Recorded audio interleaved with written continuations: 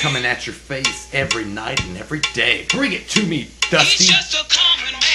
Oh, God. Makes me feel good. You guys feeling good tonight? Feeling good today? I feel like we're in like a cheap-ass 80s radio. If you guys tune in, you're going to get that cassette tape early. That's some good shit. Just a regular man. Just a regular person, woman or man. Make it stop. No, we gotta get to the best part. Wait. This is really when it comes down to like Scarface territory. Shit, yeah. I'm gonna sell some coke tonight. Alright. So that was in honor of the Rhodes of Dusty from the WWF. He recently passed. It sucks. Is steroids a factor? I don't think so. Vince McMahon says so. Because Vince McMahon never lies. But anyhow. He's a golden goose. Welcome back to Wham Podcast number 3. Yeah. I feel like we've been doing podcasts for so long, but a lot of them just they don't make it to the air. We did them, and then we stopped. We just didn't do them anymore. This is our third one of Phase 2. Yeah, Phase 2. Because we're Marvel and we do things in phases. We're planning shit out to the end of time, at least until tomorrow, about what we're going to do with the podcast. Yeah. And we're so happy to be back on podcast with you again. And what I want to know is, right now... What? Tell us, Captain! How's your mother? No, she's good. She's tired from fucking my father. Oh, fuck, I knew it. Well, I guess that leaves no room for me.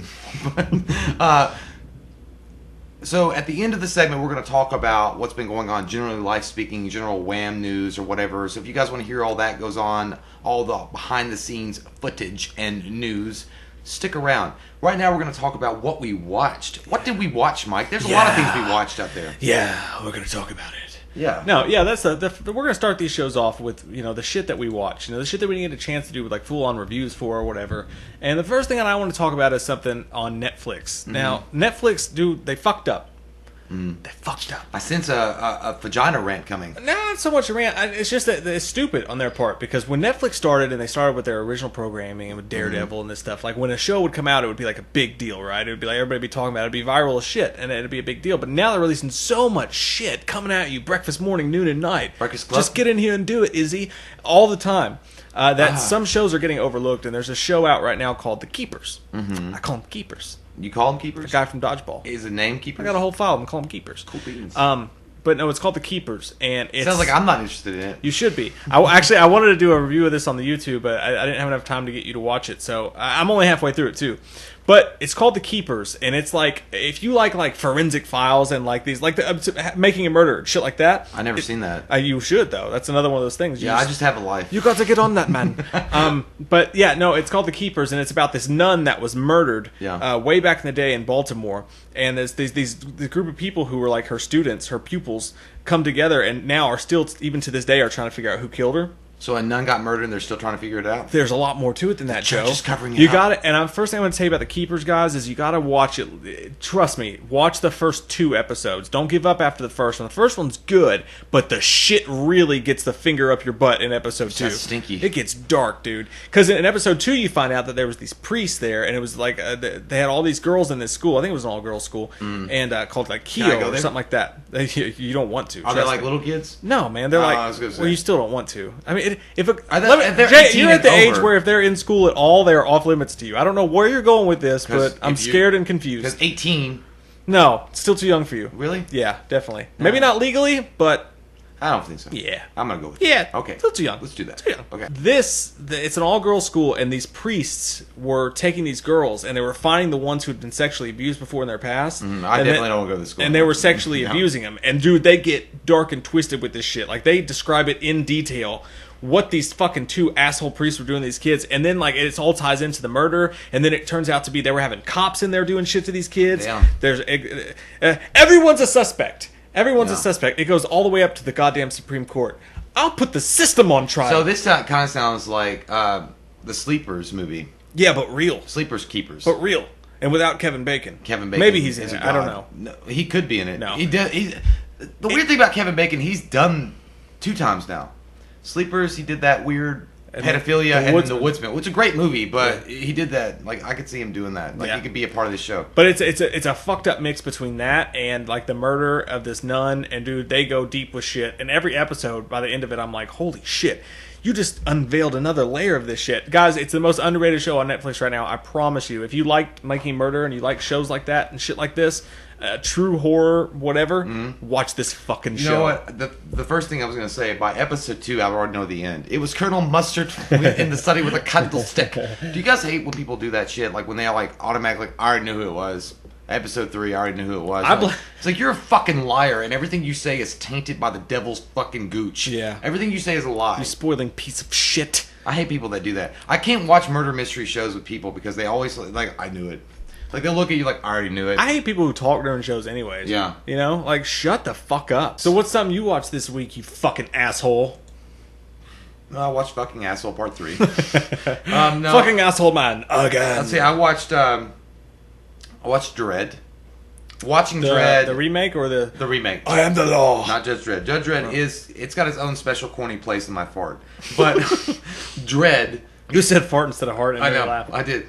DREDD with Carl Urban is such an underrated movie, man. Like I've watched that movie so many times, 18,000 times, and it gets better every time I watch. Well, not better, the same. But it's so underrated, and I feel so bad for Carl Urban because I know that was his probably big audition for Batman that he wanted so bad before they give it to Affleck. But Affleck's the bomb in Phantoms, yo, and you can't just pass him over. But Carl Urban, I am glad it wasn't Affleck. I know, but you know, I am too. But Carl Urban would have been a fine choice for a second person. Because he does such a great job with that role. That very intimidating law, I'm not going to fucking bend. I don't show my face. There's no, like, humor, but it's funny in the way that he delivers lines. He was cool as fuck. Like, he was so cool in that movie. They're trying to make a show. And I you know what? I think Carl Urban is so underrated. I think he deserves at least a DREDD sequel.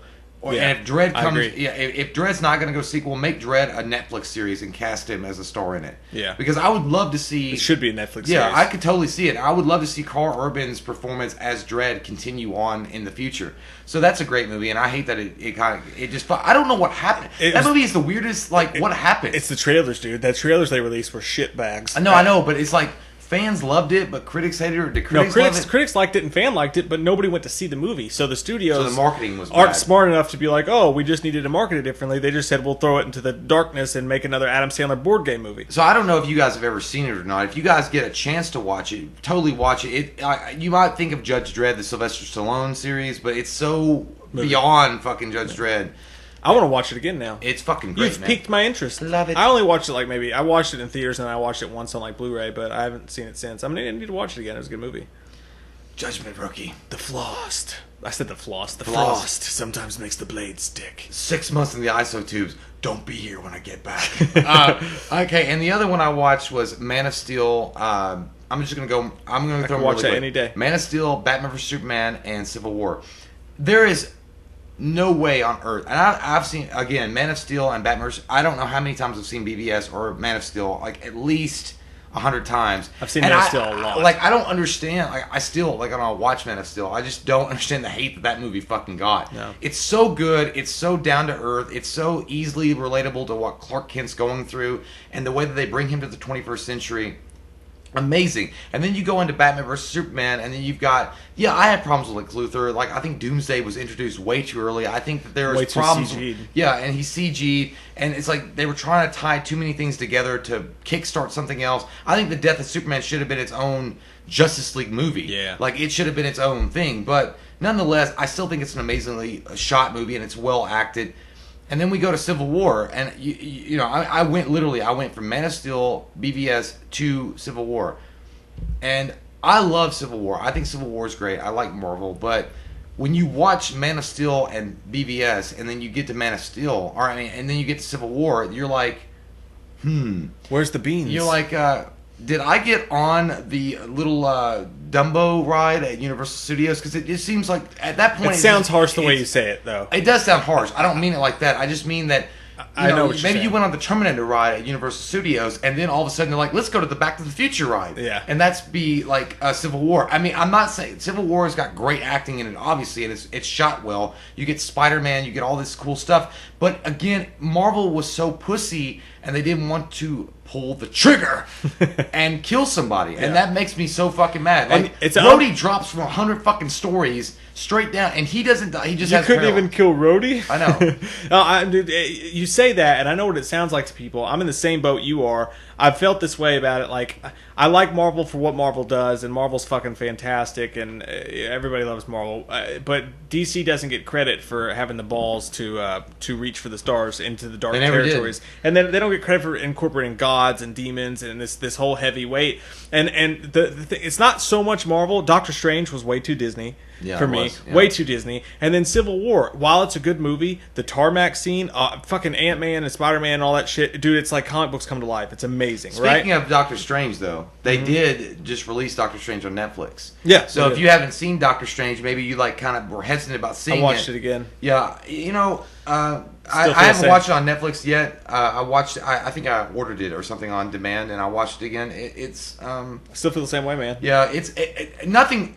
Benedict Cumberbatch was a great choice. Like, he is a And he good did. Doctor Strange, and he fucking phenomenally knocked that role out of the park. And I Yeah. can't wait to see how he interacts with the other characters in the MCU. But again, man, Doctor Strange could have been a lot darker. It should have been darker. It should have been more Constantine with like a rated R kick on the background to it. But again, we're gonna get what we get from Marvel because Marvel's owned by Disney, And the thing you is, can't do anything with dude, that. Avengers is one of my favorite comic book movies of all time. Mm-hmm. I'm fine with the fun. Let's have a great time and have a blasty blast. I'm good with that. But with Doctor Strange, like when you say dark, I wouldn't want like Avengers to be dark. Like I wouldn't want all that unless you do it for like one particular. But Doctor movie. Strange makes sense. But Doctor Strange just should have been darker. They made it like a Pirates of the Caribbean. Well, movie. even Civil War should have been dark. I mean, the whole idea behind Civil War makes total sense why it should be. That's dark. exactly what I'm saying, man. Like the tarmac scene, it's comic books come to life. It's awesome. It's fun. It's a blasty blast. But at the end of the day, like when you look at that comic and how great of a comic no, that it was dark as hell too. and the balls that they had, and all. When you heard Civil War was coming out, you thought they were going to do something like Well, that, like and they really nerfed it, man, with the movie. Well, Even though I liked the movie, You look at Captain America: Winter Soldier.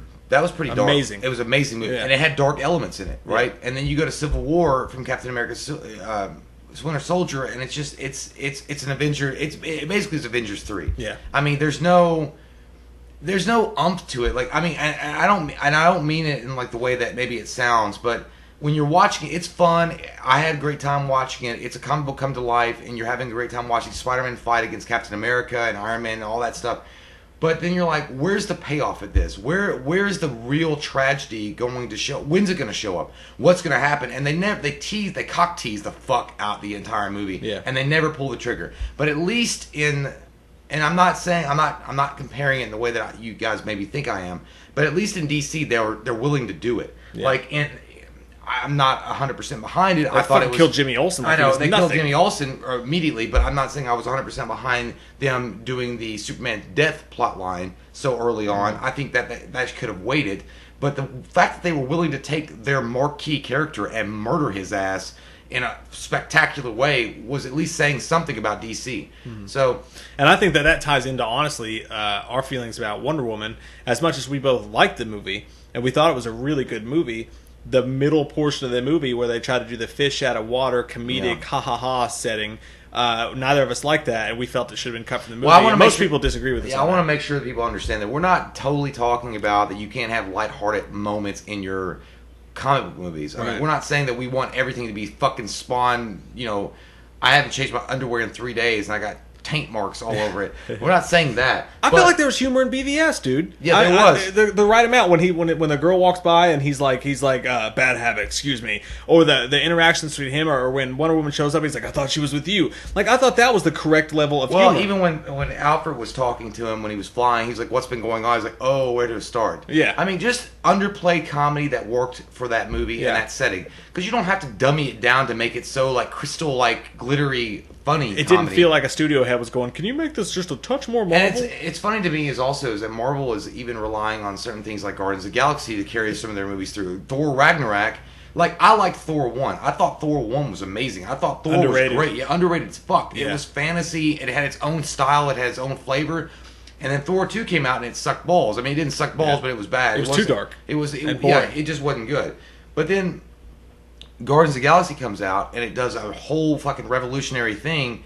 And then Ragnarok comes out, and you're like, "This is Guardians of the Galaxy 2.5." I mean, I'm not saying that Thor Ragnarok's like it's not going to have its own thing, but it feels like Guardians of the Galaxy 2.5. To put that perfectly into perspective, I took my my 7-year-old to go see Guardians 2, and we're sitting there, and she's never seen this trailer before, and I never mentioned it to her before. I never said anything about it to her. The Thor Ragnarok trailer came on, and halfway through it, she goes, "It's like Thor's in Guardians of the Galaxy." See? Yeah, there you My go. 7-year-old realized that they were ripping hard on Guardians of the Galaxy. So, I mean, that, you know, and I'm not saying that that's such a horrendous thing, it's so bad or whatever. I don't care that much. I guess the reason why we bring it up is because no one else does. The reason why we bring it up is because if DC did that, it would be like the fucking World War VII. Like, oh, what DC needs to do to fix their universe, or thank God for Wonder Woman. DC is very- DC was fine. Those movies, Batman vs. Superman, had a couple of issues. Sure, it was a little bit overly long. The edit fucked it up a little bit. There was a couple things that were kind of quirky and weird and didn't really fit quite well. It wasn't a perfect movie by any sense of the word, but it wasn't Marvel, and I liked that it wasn't Marvel. I don't want more Marvel, and we've talked about this 100 times, but Well, DC once you get us started, you can't stop us. DC has always gotten the short end of the stick. Steak. Give me a steak so I can play baseball. Well, With my stick. I'll put my stick in your butt. I do my stick and tummy sticks. I'm just saying, like, it does feel like to us, and I think it's unfair that DC gets the short end of the stick. Generally speaking, when you talk about Short end of the stick. comic book movie stick, they get the short end of the stick Play with my stick. at the comic book movies. They do. Stick and booze. You're like, aren't they a superhero group? I mean, I want us to be all of us together. I want to be fucking Gandhi. Yeah. And just be all of us together, bro. Because Marvel and DC are making movies together. I mean, if you could take a step back, I mean, some of you guys probably aren't old enough to know this, but when Mike and I were growing up, the idea that the Avengers or Justice League or any of those movies would ever be seen on screen was a fucking fart in the night. There's no way a studio would ever make that happen. And holy fuck beans, we're living in the moment. So instead of being like, I hate DC for doing this or I hate Marvel for doing this, can you just not enjoy both? Right. And enjoy both the flavors But I they want bring. both to stay in their own lane. I want Marvel to be Marvel, maybe a little bit more ballsy at this point, because Marvel's been here for so long now, dude. Like, and I get this. Like, I love Marvel. They did it perfectly. They are the god of superhero movies. Yeah. Like, you look at them, you guys nailed it. You built the thing. It's amazing. We built this city. I respect the fuck out of what you did, but at the same time, at this point, as we've talked about with the Stan Lee cameos and stuff like that, Marvel needs to switch their game up a little bit, and maybe just they don't need to be darker. I'm just saying Marvel needs to do something a little bit new at this point, because they've been doing the same thing, the same formula for so long. I want something exciting. I don't think Marvel's ever going to be able to pull that trigger, like I said, maybe on Netflix, like Defenders or Iron Fist, but because they're owned by Disney. It doesn't have to be darker. Yeah, I just want something different. But, you know, Pirates of the Caribbean has got dark elements in it. Like, there are some moments of Pirates of the Caribbean that are fucking dark, and they do that. So, I mean, they could do it. And by the way, since we're talking about Marvel now, Black Panther trailer. That's exactly That's where I was going too. I was going to You sack of transition to that. shit. The Panther of Black. Oh. So we wanted to talk about this, and no, we didn't review it because it was late and we couldn't do it. But it's not because we're racist. Dude, I literally worried about that though. Like, it's not that it was late. It came out like we shoot like 1 or 2 days a week tops, and then I go into my work schedule, and Jay has his work, and we literally there's always a gap in every week where there's like 4 days where no matter what we do, That fucker dropped when we both were working. it was like the second week. It was the second pass when we could. I think it was like actually the second that we planned out what we're gonna do for this week, and it was like Black Panther dropped. So Yeah. like, oh shit. If there was any way for us to get together and do a trailer reaction for that, we would have. But I literally worried about that, because the same thing happened with the Wonder Woman trailer. Actually, I worried about that. I worried people were like, oh, you don't care about Black Panther because of this or that. Black Panther looks dope as fuck. Like, Yep. I mean, Black Panther looks exactly what I thought it should be, and it could be, and I think they're delivering on it. I can't wait to see it. Yeah. I think that the main guy in that trailer is Claw. I think that's Claw. Like, I think in the Black Panther comic books or I don't know if he was. I think he was. It's the guy that loses his hand, that one with the beard. Andy Serkis. Andy Serkis. Yeah. I think he's Claw, and Claw's a really badass villain, and he looks cool, and I like to see. And Black Panther looks fucking dope as shit. There's one scene at the very end of the trailer when he's like flipping through the car shit. Yeah. That looks amazing. The music was my favorite, dude. Because when he does that trailer scene, it's that little the bells ringing, that ding ding ding Yeah. ding ding. I pictured the chick from Game of Thrones, the shame chick, like twerking, going ding ding ding ding. And the trailer was good, man. I feel the same way about it as I do with the Spider-Man trailer, in that it looks badass, but there's way too much fucking CGI, and no one's mentioning There is that a shit ton of CGI at all. Like when they're flying through the city of Wakanda, and I know Wakanda is supposed to be an advanced fucking country, because to the outside world it looks like a third world country, but because of the vibranium and what they ship out, they're highly advanced. They know what they're doing. It did look, when I watched that, when the ship was flying over the city of Wakanda, it looked to me like kind of like, what's that movie? Oh, fuck! Now I'm gonna get so much hate on this. We just reviewed it. Harrison Ford, Blade Runner. Blade Runner. It looked like Blade Runner. Yeah. It looked like a Blade Runner city, like 2049. And yeah, there's nothing wrong with that. I know why they use CG for that, but Not just that, almost the whole thing, like the plane hovering. Yeah. It was all way too CGI'd for me. But, I mean, to be fair, everything that they do nowadays is too CGI'd to me. I feel like Old Man Werther with his fucking butterscotch candies. Kids don't know. Every time I see any superhero trailer, I'm like, that's too much goddamn CGI. When I was younger, they used popsicle sticks and glue. No one else seems to care. Everybody's just like, oh my god, I'm jerking off all over it. It's the greatest thing I've ever seen every time. But I question a lot of comes out. Yeah, but I question a lot of the reactions that I've seen to that trailer. Yeah. I do question it because I don't know how many were into it. I mean, the trailer's great. It looks good. But I still question a lot of people's motives about why they're so, like, fucking giddy about it. I do want someone ballsy enough to be like, even though I don't agree with it, I want someone ballsy enough to be like, I think this trailer fucking sucks. Yeah, I mean, we don't think it sucks, but you know what? I'll tell you this, and I'll be honest about it. I don't think the trailer was as, a maximum level 5,010 that everybody's making it out to be. I thought Totally it looks agree. good. I think agree. it looks good. I think it looks solid. It looks typical with what Marvel's putting out. Like when Captain America 1 came out, when the first Avenger came out, the trailer, it kind of reminds me of how I felt when I saw that. I was like, I've always, because Black Panther is an amazing character. He really is a great character. I mean, he's got the intellect of Tony Stark and the fighting skills of Steve Rogers. And when I saw Captain America First Avenger, when it came out for the trailer, I was like, yeah, it looks good, but I mean, I want it more. Yeah. I think there could have been more. The same way I feel about Black Panther. Now, saying that, I'm not saying that the movie itself won't be amazing. I'm just saying maybe the trailer wasn't as good.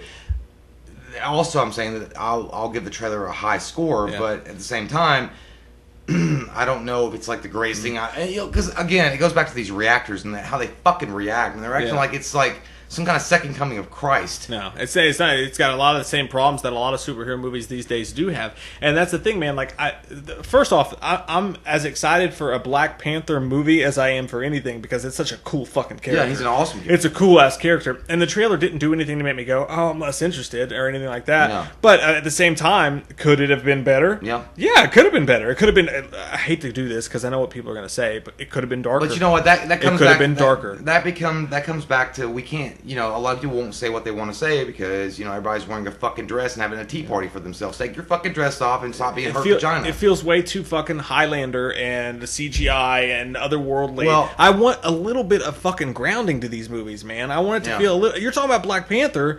That if any movie is going to have this, like, grounded, a little bit down to earth feel, I feel like it should be it. And instead, it just feels like crazy waterfalls and Avatar settings. And I know Wakanda's supposed to look a certain... Yeah, it is. It's and I'm okay with that, but I'm disappointed with the CG. I'm just going to say it. Well, I'm just going to say it, Barbara. I'm disappointed with the CGI, but I always You am. say it deep in the night. I'm when you disappointed whisper with in your ear. every movie's fucking CGI. Covenant, Spider-Man, all of it. Well, yeah, there's rare movies that the CG just works. I mean, Star Wars is an example where the CG fucking worked. It did. I could even go and say Man of Steel CG worked. Now, there wasn't much in it. Well, yeah, There was, but it looked But good. that's his flavor. Like, that's Zack Snyder's, like, taste. That's his taste. Little taste. But I read a post, and I don't want to get into the whole race relations with Black Panther. Since it's the first black Marvel character or superhero character that's been immediately put out on the spotlight first. But I read this post, and it kind of pissed me off. Movie. Yeah, about the movie, about the trailer.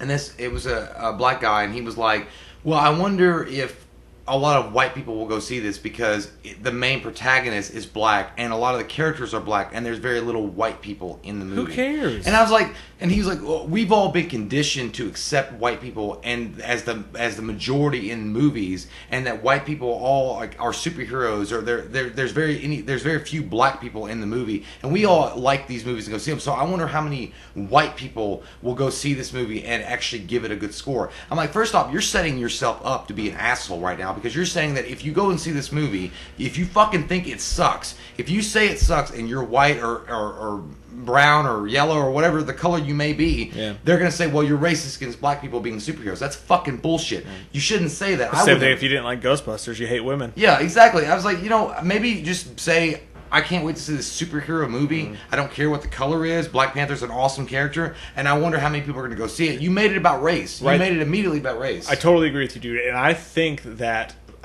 most comic book nerds who also happen to be African Americans are probably sitting back right now going, fuck, you know what? I wish I could just watch this Black Panther trailer and look at the comments and read them the same way as I did the Thor trailer. Yeah. I wish I could just look at a trailer that's led by a black superhero, and then everybody's just enjoyed it the same. Instead, it's got to be thrown in my face, oh, he's black, this is different, this is black, this is different, this is black, this is different. Like, we're all fucking human beings. I don't care what fucking color or gender they are. If it's a good movie, it's a good movie. If it's shit, it's shit. And this looks good. I want to throw this back at that motherfucker that posted that. I don't know who he was. I don't care who your name is. I don't even want to hear from you. But here's what I want to say to you. When Blade came out, motherfucker, I thought Blade was badass, and nobody said shit about Blade. Passenger 57, always bet on black. Blade was badass. Stephen Dorff was the white villain. Yes, just like Claw is going to be the white villain in this movie. Nobody said goddamn shit. They had a black cast. Time. They had Blade. They had his girl that was black. Nobody. I mean, I didn't even think about a black-white situation. Blade was badass. Everything Wesley Snipes was. He's like, sometimes you got to learn to pull the trigger. And everybody was. You were down for Blade. You thought Blade was great. Different time, man. Different time. Everybody wasn't so butthurt then. Like, it's almost more racist the way we are now, where, if it's black or if it's a woman, you have to absolutely love it. Yeah, now you're going to call it out and make it a thing when it shouldn't even be a thing. Now you're going to make people fucking think about it before they go to the theater and see it. It's just a movie. It's just a movie, you fucking... And I'll say this, that you know what? There's not enough black superheroes. There's not enough female superheroes. There's absolutely not enough black or superhero or female-led superhero movies. Marvel, you know what? Everybody loves Marvel and wants to talk shit about DC.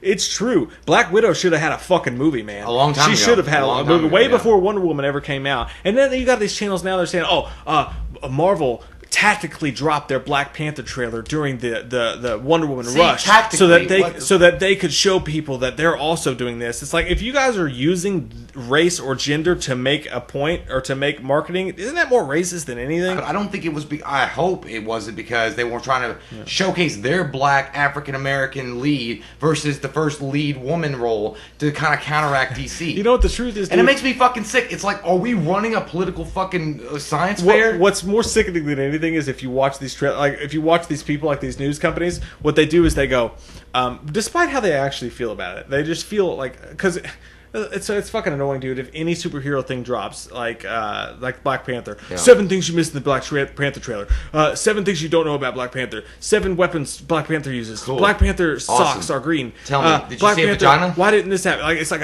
everybody's jumping on, like, I've got to pump out 17 fucking news articles about it today. But what I was going to say though is what's really sickening to watch is to watch white people, okay, white editors and websites and podcasts or whatever it is go out of their way to be like, you know what really makes me happy about this is it's refreshing to find a hip-hop edge to a superhero movie. It's time that we had the hip-hop music and the culture. It's like, dude, if you're fucking white, shut the fuck up. I'm psyched that I like the hip hop music in the trailer. I just like the superhero. I think it's cool. I like the character. That's all I care about. Exactly. Like, why do you have to make everything so fucking uber goddamn PC? Listen, motherfucker. You sound stupid. I read Black Panther before he was ever a fucking superhero on TV and movies, and all these other fucking fake white editors coming out and saying, "Oh, it's so refreshing. I love Ice Cube." like, it's better. It's so fake, dude. It's so white racist. I know, and I'm like, okay, unintentional. I knew these motherfuckers. I knew Black Panther before he was even on. I read his comic books back when I was a kid. When in the early '90s, nobody gave a fuck about Black Panther. It's like walking out of the first screening for Black Panther to a giant sea of people and going, "I love black people." It's like, is that what you wanted to say? I'll go down for some chocolate vanilla, but I don't care. But here's another thing. Oh, by the way, now that I just thought of it, there was also Blade before Black Panther. No fucking press on that. There was Spawn before fucking Blade. And Image comic books, you fucking dumb motherfucking core assholes that think you're so I smart. said corn assholes. No, they're core assholes. You're your corny asshole. They're cocky fucking suckers that don't even think. You don't even bring this up in your. Todd McFarlane with Image comic books made it a point to make one of the showcase characters of his comic book series that he launched after he left Marvel with Image as Spawn, a black man that's sent to hell that comes back as Spawn, one of the more badass characters ever to exist in the comic book realm. And I hope that they remake that movie and it's going to be amazing. But the fact, it just makes me sick. It's like you can't enjoy shit. Like Trump. It's going to be amazing. Yeah, but it's like you just can't enjoy shit anymore without fucking race being brought into it. I don't care. It feels like the world has gone into this tailspin of fucking like douching themselves and just being offended by everything. If you see a movie that you think is cool, I don't think of race. I don't even think of like, oh, okay, well the lead character is black or he's homosexual or she's lesbian or she's Asian. I just think that looks fucking great. That looks really like a cool movie. I would like to see that movie. But it's these press fucking media outlets, these dumb shits that make it a point to put this on the screen and say, well, it's the first black, and then it makes you feel weird. It's like, okay, so now you have to praise the movie, because if you don't praise the movie, you're a bigot, you're a racist, you're a fucking piece of shit. And even if you think the movie sucks for merits alone, by it sucks, the movie is not good, you're still a racist because you're not going to give it a thumbs up because it's a black character. And I expect the movie to be good. I'm sure I'm going to have no it will problem be giving good, it a positive score. But if it wasn't, then it would suck for you to have to do that. And that's the thing. I'm happy for. I'm sure, dude. I guarantee you that black people sitting at home reading the news stories and the clippings and the reactions to this trailer, other than you've got that small group of fucking racist cunts who are like blah blah, like the people who are overtly racist just to be racist because they're pieces of shit and they're still stuck in 1942. Other than them, I'm sure what's most annoying, I would imagine, I hate when I get stuck in 1942. I'm sure what's most annoying to a black person watching the Black Panther trailer and seeing people's reaction to it is watching white people overly jerk off to it because they're afraid. They're not stupid to say, I'm sure people like you make them seem stupid. Yeah, just treat it like a fucking movie and stop like just honing in on the fact that his skin color is different than usual. Who gives a fuck? I'll say it again, man. It's like you fuckers are trying to separate people that are like of color. Who cares? We're all human. Who gives a fuck? Yeah. You're trying to separate us by acting like that. The same way with Ghostbusters. Everybody wanted to lump everyone who didn't want that movie to happen in with the people who were being racist. Fucking assholes. Oh. You take a few people on Twitter who go after that Leslie Jones chick and say racist, mean, awful, horrendous shit. And they're pieces of shit. And they lump everybody who doesn't want that Ghostbusters remake to happen in together and calls angry basement nerds. And that's just not the case. I mean, it's unfair to everyone. We dealt with this with, now we got Black Panther. We dealt with this with Iron Fist. We've dealt with this. It's enough. I mean, just fucking stop. It's like that, like, I watched this Vine and I mean, this is a real fucking thing, guys. And I'm like, holy shit, my dick just went away forever when it was ever gonna be hard. I'm serious, dude. This girl was like, environmental racism. Like, she's like, we're all concerned about police racism and racism, but what about environmental racism? And then this big thing bursts out when this bitch is talking, and it says bum bum bum bum bum bum bum bum bum, and it goes, no one cares, and it's perfect, and it looks like the 20th Century Fox logo, but it says no one cares, and that is what people have got to start getting in their minds. No one gives a shit. We just want to go watch a movie. The majority of us get along fucking fine. We don't have a problem. But these pieces of shit that everybody gives attention to are the ones that keep on agging this on. Why can't we just act like it's a movie and then let the overtly social justice warriors and the on the other side of the track, the racist fucking cunts, deal with each other? Yeah, because I mean, I guarantee you that if I saw this movie with a black friend of ours or something, we go see Black Panther, we're not going to discuss race. Like, well, I thought it was really powerful that they had a black character that was in that kind of role. No, it'd be like, oh, it was cool that you saw him doing this, but it kind of sucked that he did this because they should have explained more here. Sum it up in one line. There's one appropriate line to say, hey, good, a black superhero movie. We need more of those. That's it. That's it. You don't have to fucking act like you fucking know what you're talking about. But anyway, so that's the Black Panther rant that we going on. The trailer looks cool. A little too CGI for me. So what do we got next here? Let's see.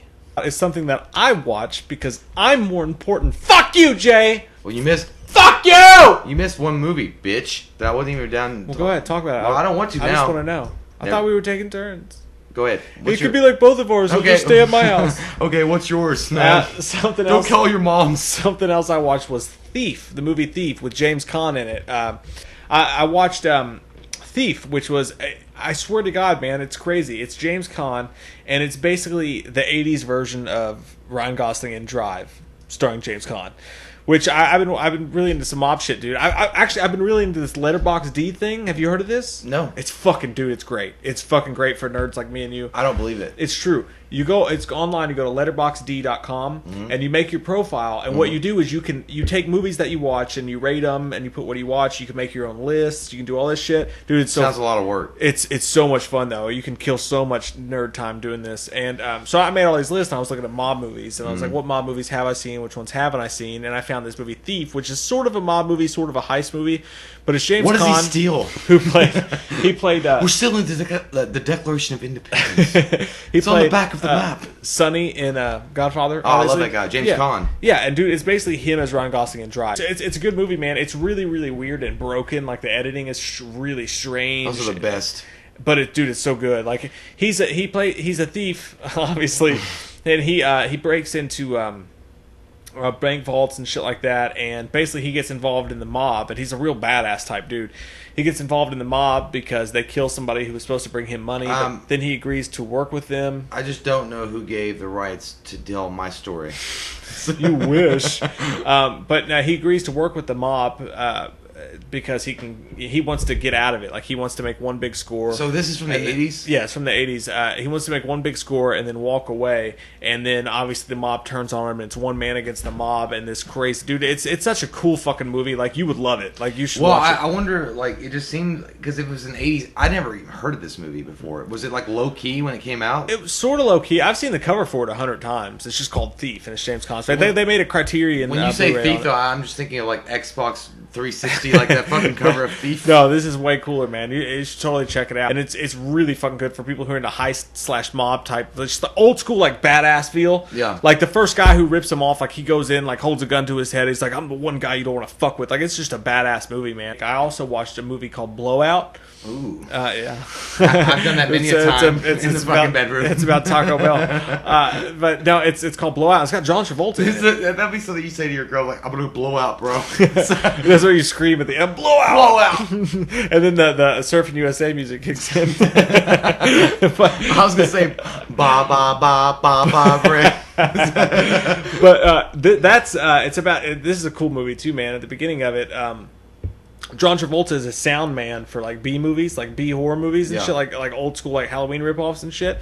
And he witnesses like a political murder or whatever in this car crash, and it's like this like thriller mystery thing. So that was pretty cool. But I got into some De Palma/mob shit. Did you watch these by yourself, or did you like? I was totally alone. Your fucking I was life? alone with no one to hang out with me. Piece of shit. I watched one at work one night. I've done that before too, though. It's the worst. It's the worst. I like it. It's my favorite. It's fun. I get a soda it's fun, pop, but you get like kind of sad because when something awesome happens, when the plot's revealed, you're looking around for someone's like, No, did dude. you see it coming? No. I didn't see it coming. And you're like, oh, I'm alone. The way my life works is like that. If I'm watching movies, it's either like my wife will ask me like throughout the week. She'll be like, when we're deciding what to do after the kids finally go to fucking sleep.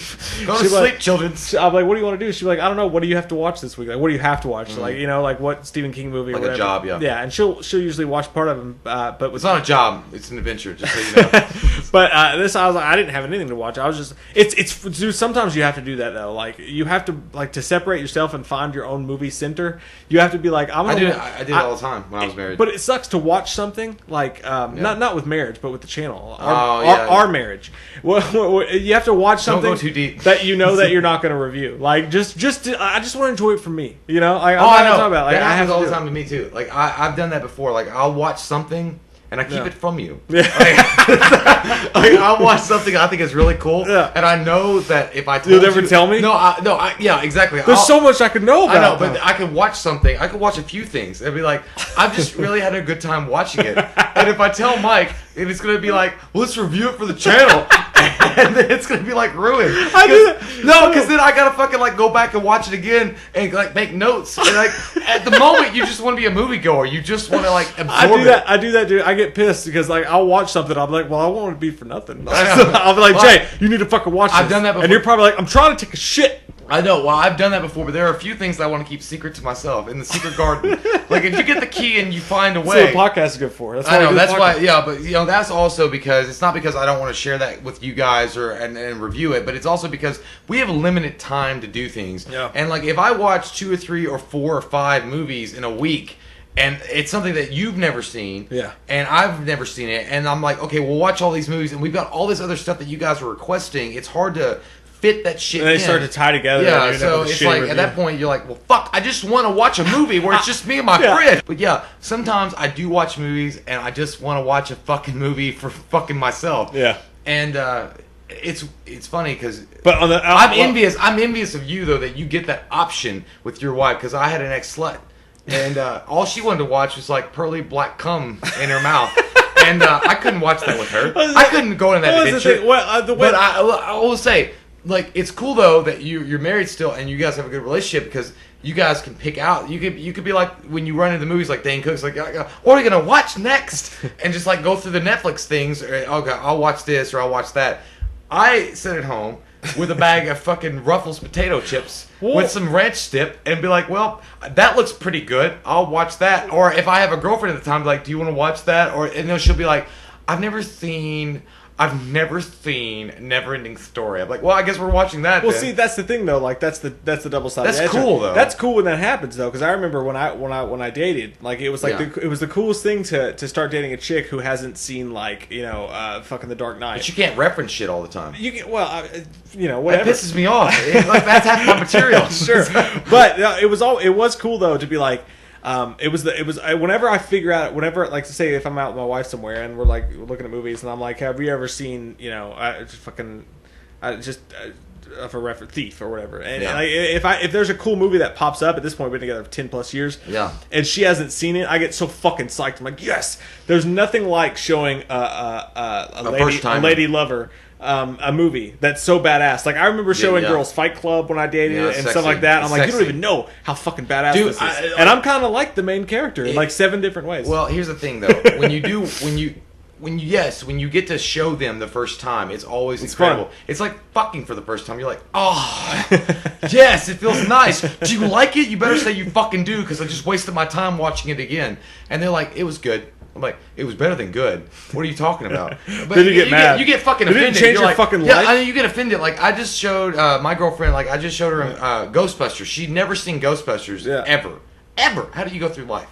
But she'd never seen it, and I was like, did you like it? And I always do that same shit. Like, you feel like such a weird creep, bro. Because you're like, did you like it? Did you like it? And then she's like, I thought it was good. I was like, what do you mean you just thought it was good? Like, it was beyond good. It was better than good. And she's like, I thought it was great. I thought I had funny stuff. I was like, you don't know shit. Yeah. You get mad. And you're like, okay, it feels like you wrote the movie. I do that with my wife too. Like, because she loves a lot of good movies, like Goodfellas and like mom movies, and she likes badass movies. She has good movie taste. But there's also moments that you just, you want to be with a girl and you want to be able to reference things. And I could never reference for a long time.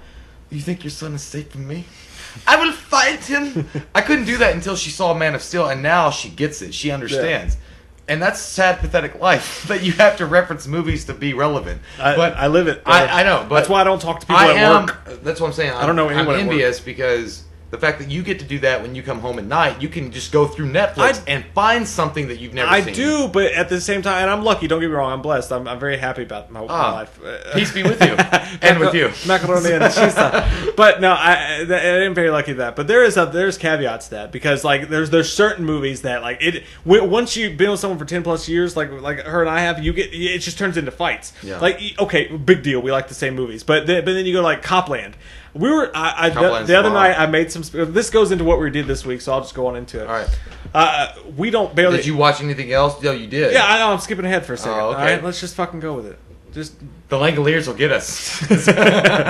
so like we had plans to hang out last Friday after you and I got done shooting videos. Like my mom was gonna watch. I'm sure that's always awkward. Yeah, get him out of here. My daughter, my mom was gonna watch my baby, which we have a just barely over a year old daughter to go with our 7-year-old daughter. It's a package deal. It's a package deal. And so like like there's 2 for not 1 there's at not Walmart. a whole lot of mommy and daddy time. You know what I'm saying? Yeah. So this night, my mom Fuck in the shower, though. Oh, that was private? but so it's like it comes at night where they have to fuck in the bathtub because they live in those people's house. But no, we the kid's always fucking there. So my mom was gonna watch her, and so we are gonna hang out. I'm like, you know what? Let's do this tonight. Let's stay in rather than because usually when someone's gonna watch the kids, we go out and but. Let's stay in this Friday night, and I'm going to do what we used to do, because what we did a long time ago was we would make spaghetti like once a week, and this is when I was a fat fuck, so I would have like spaghetti and Italian sausage and meat and all this shit. Still sounds good, though. It was great, but you'd make all the shit, and we'd watch episodes of The Sopranos. Ah, that's a good night. Yeah, so I'm like, I was doing that. Letterbox D comes back into my life again. I'm doing that, and I thought of it. I was like, let's do that. So let's watch a mob movie. So we tried to watch Once Upon a Time in America, which I'd never seen before. And it was one of those things that was like, it's not bad, Sergio Leone, but it's weird and long as fuck. So halfway through, we were like, let's watch something else. We ended up watching Passengers with Chris. I've seen it. You saw that? I've seen it before. I just didn't want to review it. Yeah, Chris Pratt and Jennifer It's another Lawrence. one I kept to myself. It's like basically the way I see it is this. It's like if you give some kid 2 of the coolest, most lovable, badass toys, and he just starts banging them together like an idiot. Yeah. Like it was the best cast. It could have been great. Great setting, and they shit the bed. But I forgot where I was going with all this. But what I was saying was like it's great. Like it is great, but at the same time, when you have the kids and all this stuff going on. We watch stuff like we've been watching The Keepers. You watch like that, and then like she has to go to bed and take the kid to bed. We have work in the morning or whatever. Or you watch like half movies. So we watch like half a movie at a time. Yeah, but you said you guys get in fights. So what the fuck do you fight about? Like because you disagree. Oh no, like there's certain things that like once you're together for so long, like. You just do stuff to piss each other off, like Copland, the movie Copland. It's a great movie. A great fucking movie, right? Fucking movie. It's a great fucking movie. Great fucking movie. And she knows it's a great fucking movie. And she knows it, but she didn't want to watch it the first time I made her watch it. I'm like, just watch Copland. Pisses Come on. you off with yeah, it, and she's great about this usually, but there's certain times where she just I wants to be wonder an asshole, and I'm like, fucking bullshit. When I'm passive aggressive. Yeah, no. I'm passive aggressive as fuck. And they're like, I'll be like, we could watch Ghostbusters, and they're like, well, we could watch something else too. I'm like, yeah, we could. Well, we can watch whatever. But if you don't like good things, no, you could be like, you'd be like, you can watch that. I was like, I guess. I mean, but it did have a lot of awards to it, and it's a really classic movie, and a lot of people reference it. But I mean, we can watch fucking Furious 18. That sounds good. One time, I remember actually being at a video store with a girl, dude, and we're at this Blockbuster. This is how long ago. This is my dating thing. I'm dating a girl, and we're at. Funny story. This is the first girl I ever met in a bar. First time I went to a bar. Went to Blockbuster? No, I was underage, and I met the girl, and I went up to her, and she was making fun of me and shit, and I was like, you can laugh, but I'm going to sleep with you later. And you're fat, and I'm going to do it. I was like 19, right? And I was something at the bar. So anyway, we ended up going to see Superman Returns, blah, blah. Ooh. I did that. Yeah. You did that. You gotta go see that. Several dates later, we're at Blockbuster, and we're looking at movies, and I'm like, oh, we should watch Harold and Kumar. This movie's fucking... Yeah. Harold and Kumar's great, or Dumb and Dumber, or whatever it was I got, and we got in a fight in the video store, because she's like... I was like, what's your problem? Why don't you want to watch this? She's like, I want to watch, like, Syriana with George Clooney. She's like, we're just different people. You guys break up there? No, not there, but we ended up breaking up later. I broke up with her. Yeah, that shit always happens. Like, you guys ever experience that? Do you guys ever go with your significant other and get into this major fight about the movie you're going to pick out, and then you guys wind up having, like, a 3-day fight over that bullshit? It's true. But my point was, and I know you've already explained your side of it, but it is cool, though, that you are married to a girl that will at least entertain the idea of watching a movie that she probably doesn't want to watch, but just to give you that. I don't fucking get that. Like, so I've dated bitches before that they'll be like, fuck no. Like, they sound like Emperor Palpatine's like, you think your friends lower the shield generator? It's like, I mean, they're absolutely not into it. I'm like, they're like, I want to watch a Channing Tatum, Magic Mike marathon, and be like, I don't want to. It's cool that you have that, and like, I think a lot of our listeners or viewers are envious of that because you mentioned her a lot. You know what? You guys have your own special moments to watch that stuff together. Let me say this. Let me say this about my wife is that she is fantastic in that she puts up with me. All right, I wouldn't. No, like look, we're sitting in my living room covered in fucking. Well, I don't think that we'd break up, but we'd have breaks multiple times. We're sitting in my living room covered in Michael Myers shit. She puts up with like. I'm a grown-ass man who she has sex with and has procreated Good children for you. with, and yet sometimes once a week I'll, alone in my house, dressed like Michael Myers, and do shit in front of the camera. I would never have done that. Right? Like, you gotta give her credit for that, and the fact that she does have good taste in movies, and she puts up with all my shit, Yeah, so I am very blessed. So You're you right. watch these great movies. I'm a lucky man. And you're What lucky. else have you watched? Neverending Story. Were you drunk? I was actually. I was a little buzzed. I'm feeling sad, and I want to watch something happen. It was fucking sad, you motherfucker. When he loses his horse in the mud, it's still sad today. Artex. And you know, the weird thing about that movie is, for years, I never knew what Sebastian named the childlike princess. Like, he had to name her to stop the nothing from taking over Fantasia. And I never knew what he said. He yells something out when he opens the glass doors, and he yells something out into the wind and the rain. You know what he yelled? I'm gay! That was before he yelled this. He said, It's my money and I need he it said, now. I'm gay! And then he said, Moonchild. Like, literally, that's the name. It was Moonchild. I had to go... Well, don't touch your That foot was to my foot. really gay. Moonchild was the name that he named the Not that there's childlike anything wrong empress. with that. And Sorry. she's fucking hot as hell now. The childlike empress, yeah. The child? The childlike empress. The childlike empress? She's not childlike. No, she's childlike, but she's not a child. First off, I don't I'm even talking know about what you're talking about, and I'm Chin- scared. Childlike Empress was the name of her character. Is she still childlike? No, fuck! I hope not. She wasn't a midget. I don't wanna be I a mean, friend little anymore. person, or whatever the fuck you say nowadays. But she looks hot now. Okay. But he named her Moonchild. Yeah. Cuckoo just got screwed. That's all I had to say. It was a great movie. Neverending Story is one of the most bestest ever. I haven't seen it in years upon years, man. I gotta watch that. I again. can't watch Neverending Story Part 2. I gotta show it to my kid, but all she wants to watch is fucking Dan TDM. Because you gotta go, turn around. It's, okay, is it gay? Probably, but it's still fun. It's okay. There's nothing wrong being There's gay. nothing wrong being gay. Okay, so what are we gonna talk about? Suck all the dick you want to suck. Do you want to take a break? Yeah. We're gonna take a break. This concludes our broadcast. We'll be back. Fleet up. Fat shit. Yeah. You can't change Joel it now. Schumacher apologizes again for Batman and Robin. Well, good for him. He's gonna run for office. That's going into movie news territory. Joel Schumacher should apologize till the end of days. Yeah. For that bullshit. So he said, apparently, talking about the abomination that was Batman and Robin, 1997, he was talking about Batman Begins and apologized to fans who felt slighted in a new interview with Vice. The filmmaker revisits the disaster again, saying, "After Batman and Robin, I was scum. It was like I had murdered a baby." He did. He murdered a baby. He said, "Look, I apologize. I want to apologize to every fan that was disappointed because I think I owe them that." Well, better late than never, I guess. I mean, he's done it a second time. Look, I'm over the Joel Schumacher nipples. But look. He didn't apologize for the bat nipples, by the way. Well, look, I get... Well, I don't get it at all. Because Joel Schumacher made Phone Booth. Phone Booth was an amazing fucking movie. And he's made other things that are amazing. Flatliners? Flatliners. He's done amazing things. And in some ways, I believe him when he said that the studio heads were down on him, trying to make him rush a product out. They wanted to correlate with the animated series. They wanted to make it very cartoony because they wanted more toys to be sold. I can see that. I can actually see Warner Brothers fucking doing that. And they did sell a fuck ton of toys, because I remember when that movie was coming out, it was after Batman and Forever. But then again, I also think at some point have balls to be like, no, I have a vision. He wanted to make it that way. He said he wanted this pseudo-gay theme between Batman and Robin. Even Batman and Robin was it? But you start But I would almost say that I would give Joel Schumacher a pass and be like, maybe it was studio executives. Yeah.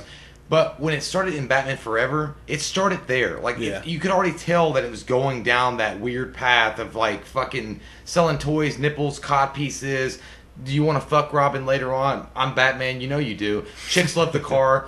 And, you know, like, things like that is going on. And then all of a sudden, when Batman and Robin comes out, and Chris O'Donnell will be like, you know, I don't know. It's the ice hockey team from hell. Yeah. Like, just awful, awful fucking script. The Ice Age. Yeah, it was, at that point, it's like, I don't know, man. I'm glad Batman and Robin exists, and I'll say that because at least you have something to go to when an alien comes and goes, "What's the worst film of all time?" You can say, "Watch this piece of shit." Or you could say this. You could say, what happens when a studio goes too far Marvel? That's not Marvel. That's I know, but that was that's a joke. Marvel on bath salts. But that's a joke, yeah. But, I mean, when you're trying to copy a goddamn kid's show and trying to make that a live-action thing, Yeah. it's not going to work. I mean, Much respect and rest in peace, by the way, to Adam West. who Adam passed West, this past man. week. Yeah, Adam West was badass. Like, I can't believe that he's gone, but I can because he was old. And, no, I mean, I'm not, like, disrespectful to it. Adam West, to me, is always going to have his place in the Batman pantheon. I forever. don't have a personal connection because I never watched. I it. loved it. Yeah, but- we'll do the. You watched Nick at Night. Oh yeah, no, I've seen it. I just never it was never my time, you know, whatever. But that's always sad either way. But I guess it would impact us more when Michael Keaton goes. that I will Like probably, that, like, I will that's a- probably, dude. We have a lot of crying to do. Like as we I get don't want to older, anymore. like all of our favorite, you know, it's gonna be terrible. But You could catch a whole ocean of the tears I'll cry in a jar. Death Ocean, you are my But bitch it does lover. suck that Adam West did go. I mean, Yeah. he to me, Adam West also was one of those guys that was he never shied away from his fame or role in Yeah. the animated or in Batman the '60s version. He always embraced fans. He always loved the fans. He had a great time doing it, and he would even come back and like make fun of himself, which Yeah. I thought was great. I think that is what every actor should aspire to be. Is a guy that if you do a role in Hollywood, whether you be an actor or an actress, and you just kind of get like, that's who you are, just Yeah. embrace it, man. Just embrace it. And I think Adam West always did that. So, you know, all we got left is Burt Ward. Robin. That's all we got left. Yeah. Robin, you dirty bastard. Also, in other news, speaking about Marvel, Kevin Feige. Vijaya. The cheese. Fega. Fega. Fuga. Can I get a Feige I drink? don't know what's happening anymore in All my right. life. What's he saying? He said that he left the door open now that Marvel could in the future make R-rated movies. It won't happen. Yeah. I'm sorry. I trust Kevin Feige. I think that, or Feige, or however the fuck you say his last name. He's not like led us astray yet with the MCU, and he is doing a phenomenal. I mean, goddamn, man, this guy. It's not like he made a Batman and Robin. Yeah, he's a Mozart of the comic book era in the film industry right now. He really is. But to be honest, like that just sounds like some bullshit political thing he would say. Because you're owned by Disney. Disney is never going to go that extra route to do that on the big screen. Now, again, Netflix with the Defenders and Iron Fist, they will play that taint. Piccolo. But Play the cock fiddle? They will play the cock fiddle, but they are not going to do that on the big screen. Do the finger. And like, you know, here's the thing. I feel that's why Ghost Rider exists on S.H.I.E.L.D. Yeah. That's why Blade is still up in the air, a remake on Blade. Yeah. Because Disney, Marvel, it's a hard sell for them. You know, with Disney being the main front face for Marvel now, with Marvel Studios, saying, okay, I'm going to make a movie with Blade, a vampire hunter, that there's, you know, cussing, there's sex, there's vampires, there's all this shit going on. There's Punisher that, like, just kills your ass if you're a fucking evil villain. Like, he doesn't, like, give you a second chance. Like, how are you going to tell that? I mean, it's Disney, man. Like, I don't... How are you going to do it? Like, I just don't know what he means. Like, unless you're talking about Deadpool or X-Men, who are owned by 20th Century. Yeah. Well, what's different is that before Logan and Deadpool, his stance was like, we're not making R-rated movies. It's not going to happen. He has softened it by saying, currently we don't work on R-rated movies. It's not out of the question, but currently no. Let me ask you a question. I'm going to drop a fucking dime on your penis head. Uh-oh.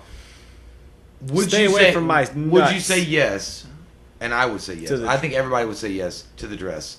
But no, when the Batman solo films drop, make it rated R. Yeah, that's not Marvel, that's DC. But I know it is, but I'm saying it should be rated R. I know it's Sure. I know it's DC, but I'm just saying. Yeah, no, definitely, I'm down. Yeah, so if Marvel sees this, and if Batman just fucking doubles the numbers forever. If it becomes a 99% rotten on Rotten Tomatoes, which will never happen, but I'm just saying if it ever did, do you think Marvel will be like, okay, we gotta fucking start doing more and more rated R? I mean, Deadpool, fresh. I mean, honestly, I think that is a place that Marvel could go to change it up a little bit. Because as we talked about before, the Marvel is the centerpiece. They are who you look at when you look at who you want to build a great cinematic universe. You've changed things.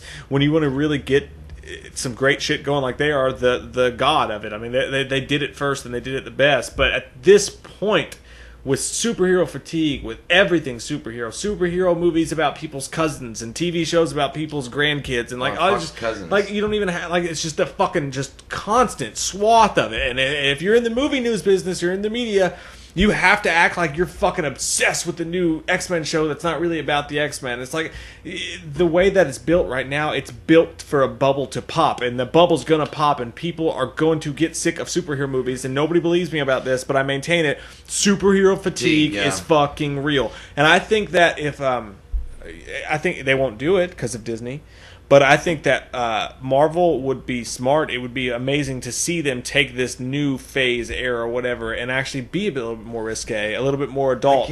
Because the people who love these are the people who grew up. I mean, the kids love them and stuff too, and that's great. But a lot of the big crew, like this big grouping of people who really obsess over it, were people who grew up in the 90s, and we're adults now. Yeah, we can handle some adult shit. I mean, to be honest, man, they just can't do it. I mean, Disney owns it. I wonder how long that contract Disney is. I don't know, but Disney, well, they bought them. They fucking own Marvel. Yeah, I guess it's not a contract. So there's no contract. They just bought them, so they own them. I mean, it won't ever. It won't ever happen. It won't ever happen. The only thing I think he's talking about is the fact that Deadpool can do it. You know, the other Marvel properties that will never come back to the Marvel fold, which sucks. It does suck. At best, it'll be like a really because you know, and I know that people have been saying this before, and like, look, I mean, dudes and dudettes, Major League Butt Kicking is back in town. It's just not going to happen. Because, listen, we've got Sony working with Marvel Disney, which is incredible by itself, that they're going to bring Spider-Man into the fold. Yeah. But a lot of people are thinking, like, well, you know, Hugh Jackman said the only way that he'd put the claws back on is if Wolverine appeared in an Avengers movie. Yeah. Do you know why he said that? Because it'll never happen. There's no possible way that 20th Century Fox works with Sony Studios, works with Marvel Studios / Disney to make a full-on movie ever. I disagree. I don't think it'll ever happen. I disagree. There's too many fucking much big money heads in to the be movie. made. It's like Mayweather Pacquiao. There's just too much money to be made. It'll happen, dude. But it'll happen, as I was saying, it ties into my previous point. When superhero fatigue kicks in, and people aren't just happy with origin stories or new obscure characters. When people really need something big to break the box office out, then you'll see Marvel say, "Okay, we're going to tie with Fox now. We're going to break out. We're going to do some new things." But it's going to take a long time. The problem, the reason why I disagree is I see what you're saying, but as long as Marvel is owned by Disney, they can't do it because Disney has an image and a reputation to protect. They can't make rated R movies, but they can still join with Fox. You can't. Yeah, you can. Maybe not Deadpool. But we had Logan and we had Deadpool. Right, but Wolverine doesn't have to be. Deadpool has to be rated R. Wolverine doesn't. And Deadpool can even. Does Deadpool have to be rated R? Not if he's making a cameo, but if you make a full-on Deadpool movie, it has to be rated R. That's the question. Okay, so another thing, though. This is why DC is in a prime position to really... I'm not saying overtake the race. I agree. No, but all their characters are owned under the same company. Yeah. But they're not. They're instead deciding to listen to the critics and make it more Marvel. Well, here's the... Okay, so Warner Brothers owns everything. They own DC. Like, DC is Warner Brothers. Yeah. But DC and Warner Brothers also have the WB shows. We have The Flash, which I mean, you know what? I know you guys love Grant Gustin or Grant, whatever. I think it's Grant Gustin as The Flash. I'm happy with Ezra Miller. But they are who we thought we were. It's a superhero show on the CW. But a lot of people are saying, well, do you think there's room for not Ezra Miller, the Arrow, what's his name? Stephen Amell to join the Justice League. Yeah. Amell to join the Justice League. Do you think that the WB shows could tie in at some point with the movies? No, because Amell, yes. But the problem with what you've done, and WB is so guilty of this, man. And you know what? Maybe we ragged on Marvel a little bit. I'm gonna rag on DC right now about their WB shows. You should never have made a Supergirl fucking TV show, and you should never have introduced your own version of Superman. I think you fucked yourself when you did that. That's one thing. If you'd introduced Supergirl as a part of the universe with, like, you know, the Flash or whatever, you could have probably dealt with that in some kind of cinematic tie-in. Now that you've introduced your own Superman, you fucked yourself.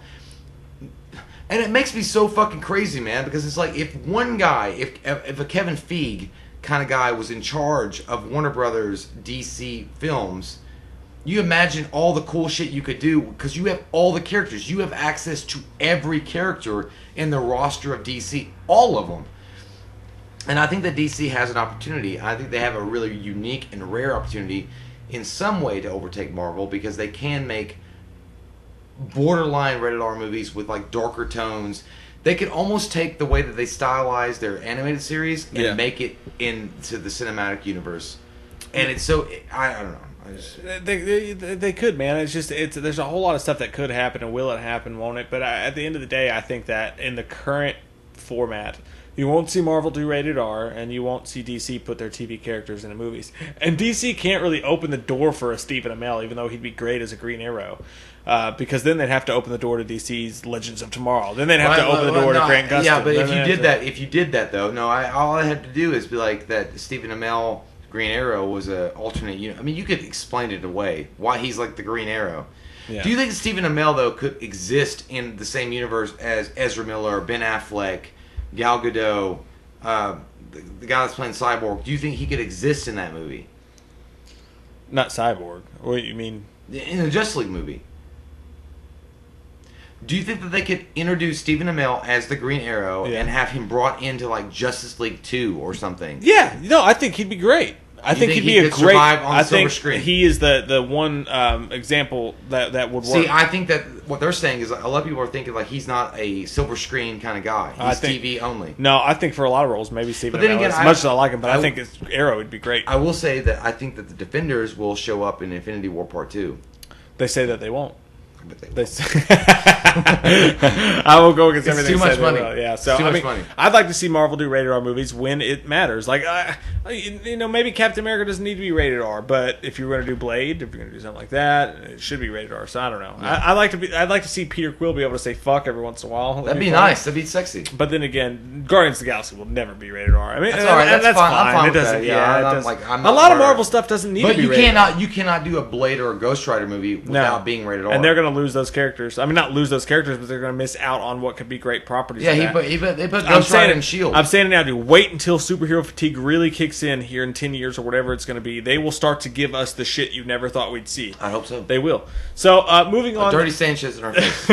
The next bit of news we have, and I want to ask you guys that. Comment below. What do you guys think about superhero fatigue? Do you think I'm over jumping the gun? I think it's real, and I think we're on the cusp of it. No, I think it's going to happen. I think you're a conspiracy theorist. I'm telling you, man. I think it can happen. With all these people writing 17 fucking articles about one trailer about every superhero fart that comes out, the media is sucking on every little bit of tit that they get about superhero movies, and like people are going to get sick of it, man. I think that's true, but I think that people are smart enough. The majority of people are smart enough to be like, I'm not going to listen to these dumb shits. We'll always care. Like the people who came into this caring will care, but the world as a huge box office numbers will start to dwindle. Well, the guys that have been out there, the fans that have been out there since like the original Spider-Man dropped. Yeah. They just want to see cool-ass superhero movies. Yeah. They don't care about all the extra... But the box office includes the kids and everybody else, and I think that those numbers are going to start to go down. You'll see it. It's possible. I'm telling you, it will be in our lifetime that superhero fatigue will hit a height. In our lifetime? A height,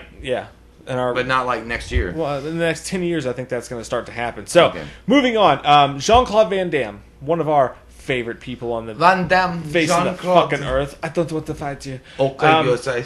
Bloody Disgusting came out with this article. Here's why Jean Claude Van Damme quit the original Predator. I know this story. There's a lot of stuff behind it. There's new stuff to it. While the story's been told many times before, John McTiernan, the director of the film, reiterates to Cinema Blend why Van Damme quit the film. He said, "We never shot anything with him. It was a complete screw up with his agent, trying to hustle him into a job and didn't know what the movie was. It's silly. It was really silly." Yeah. The special effects specialist Steve Johnson explained in an interview in 2014. He said it was awful.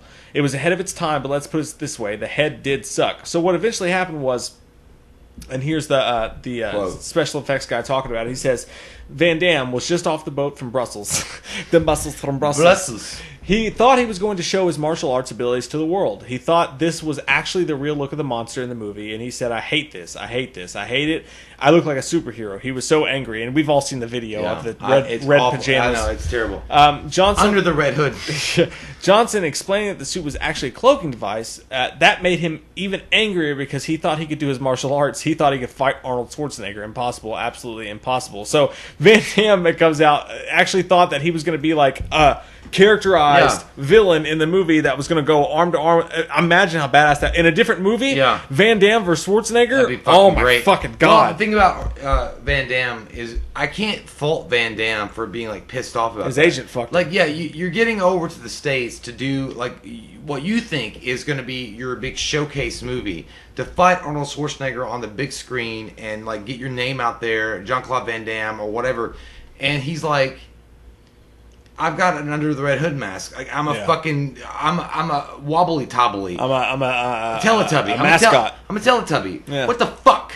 And he's like, it's camo. I was like, that makes it worse. So I'm not even gonna be seen when I do a roundhouse kick to that bitch's face. And they're like, yeah, it's true. Imagine the Predator doing. Yeah. I think it would have been amazing to see, but I can understand why he turned it down because a lot of actors suffer this. A lot of actors, when they get cast in a role where you're not going to see their face and they have to rely on body movement, they have to rely on certain aspects. He was Andy Serkis, man. Yeah, aspects of themselves to present the emotions and things. And this was pre green screen. This was pre like the little MODOK shit. The little sensors they like place on actors' heads now. Yeah. The capture animation. Mocap. So mocap, yeah. So this was before that, and Van Damme was like, fuck this shit. I just want a kickboxing tournament. I'm for like Dukes. And he's like, I don't want to do this. And some people would probably argue that if Van Damme hadn't have been so adamant about not doing it, maybe his career would have taken off a little bit more. Because they could have said Jean Claude Van Damme, as Predator versus with Arnold Schwarzenegger, his name would have been in the title more. I disagree. I disagree too. It would have been a cool footnote on IMDb. Yeah, that would have been it. I don't think he would have ever been what maybe the story started off different. Maybe they pitched it to him differently. Even though he arrived in the fucking States ready to do this masked character, but I think he maybe thought he was going to be a ninja from Ninja Warrior or some shit. The dude in Kickboxer took him to a bar and he got so drunk he became the Predator. What the fuck? It sucks, man, because Van Damme is so underrated. I think Van Damme is a great actor. I think I've seen him in other shit. I've seen him in stuff beyond the 90s. I've seen him in, how he's developed as an actor. Yeah. He was in The Expendables 2. A fucking amazing bad guy. So good. And it sucks that you're getting this back ass, on the back nine performance from him because he's old now and he can't really do what he wanted to do. I mean, he's not Sly. He's not Sylvester Stallone. Stallone was smart. Stallone knew how to keep these properties alive with Rocky and Rambo, and Arnold was just lucky enough, and I'm not saying that Arnold's not an amazing actor, he is, but he was lucky enough to be in James Cameron's Terminator, and he was lucky enough to be in Twins, and he was lucky enough to be in what was the other one that he Conan the Barbarian. So I mean, he was already like kind of. I'm not saying that. I see what you're saying. I'm not saying he's not a good actor, but he was just lucky enough to be in those films. At the same time, I think it's a little bit both ways, man. I think, truthfully, and maybe it's because he's not from here. Maybe it's because he's the Brussels from muscles. Yeah, like maybe it's because he is foreign or whatever. But to be fair to both sides, both Stallone and Schwarzenegger, while I think that they both are better actors than Van Damme, I mean, you mean Sly? Stallone, yeah. You said Van Damme. Did I? No, I mean Stallone and Schwarzenegger are better actors than Van Damme is. But you think they both are? Yeah, they are. I think that while they're better actors, but to be fair to Van Damme I still don't think Van Damme's ever gotten a fair shake as an actor. No, he's never had. And to his respect, to his credit, I respect him for the fact that he's always held on to it, and I think he's kind of angry about it. I think he's always held on to the fact that he's never been given his due as an actor. Well, he thinks he's a better actor than other people do, and I agree with him. I don't disagree that he thinks that, because when he did the documentary and he's crying and shit. Yeah. And JCVD? Yeah, at JCVD. It was a great fucking... If you guys haven't seen that, check that out. I think he's a better actor than people give him credit for, but I mean, Stallone and Schwarzenegger, I think, are better. Stallone, to me, it's Stallone, Schwarzenegger, then Van Damme. Stallone is a good actor. He is an incredible actor. Then Schwarzenegger comes in. You might laugh at his roles in Expendables, but look at Rocky. But Van Damme never got the chance to work with a director that worked with what he had, his strengths. Because Van Damme is, and he even said that, I think, in JCVD, he said, I'm a comedic actor. Like, he wants to do comedy. And there were things that were funny. I mean, you guys saw that commercial where he did the splits and shit. Yeah. And he's funny. Like there's things about Van Damme. Did you ever watch the Amazon pilot with him in it? Which one? It's like I Am Van Damme or whatever it was. I think I watched some of it. It's fucking great, dude. But see, it He's sucks. hilarious. I feel bad for him. I think that Van Damme definitely deserved the same kind of respect that Stallone and Could he Schwarzenegger could he have been a Rocky? I don't know. No. But like in a movie like that, could he have that emotional thing? I don't know. But Bloodsport's one of the greatest movies ever. Bloodsport is the greatest. One of the greatest kung fu but movies again, ever. you've got that foreign distance. Like where, you know what, some of the lines that don't come off right, or there's the subtitles and stuff like that. I don't know, man. I don't know. I know that he said in the interview with JCVD, he said that they were going to do a trilogy of Time Cop. Yeah. And he was on coke, and he was on drugs and alcohol, and he just said, "I want to be making as much as I don't know who he named, Tom Cruise or something, like $45 million for 2 movies." Maybe that was his one little encapsulated moment where he could have done it. That could have been the moment. He screwed it up. And we don't. I mean, Time Cop was a good movie. I like Time Cop, but Time Cop as a trilogy, it might have sucked. But with Jean Claude Van Damme helming it as a movie for what it was supposed to be, I believe it was disappointing. Yeah, in the time. Jean Claude made a lot of bad decisions too. I mean, he chose Street Fighter over Johnny Cage and Mortal Kombat. Like, they were going to name Mortal Kombat the video game after It was going to be called Jean Claude Van Damme Presents Mortal Kombat. There's a version of the game with him in it, isn't there? No, he's like a 64-bit fucking character, like, or 32-bit character. That's a ripoff, dude. Because he never auditioned. I know that there's a version of Mortal Kombat where he is Johnny Cage. Well, the guy that played Johnny Cage, if you look at that in the original Mortal Kombat, that is supposed to be Jean Claude Van Damme. Yeah. It was that Midway, the company that made the game, approached Van Damme and said, "We want you to be the star of the game. It's Johnny Cage presents Mortal Kombat or some shit like that, or Van Damme presents." And he was like Mike Tyson's and he was like, Evander Holyfield's he was knockout. just like, "I'm not interested. That's going to be a flop. I'm not going to be doing it." And he lost all that money with Midway. And then Mortal Kombat came out, the first Mortal Kombat movie, which was far fucking superior than Street Fighter. Street Fighter was a terrible, and he chose Guile, which I don't know. But on the surface, could you blame him? Like, if you're just looking at the I could. If you're just looking at the video games, like, because Mortal Kombat, let's be honest, it wasn't the fucking Godfather. But you had Sub-Zero and Scorpion.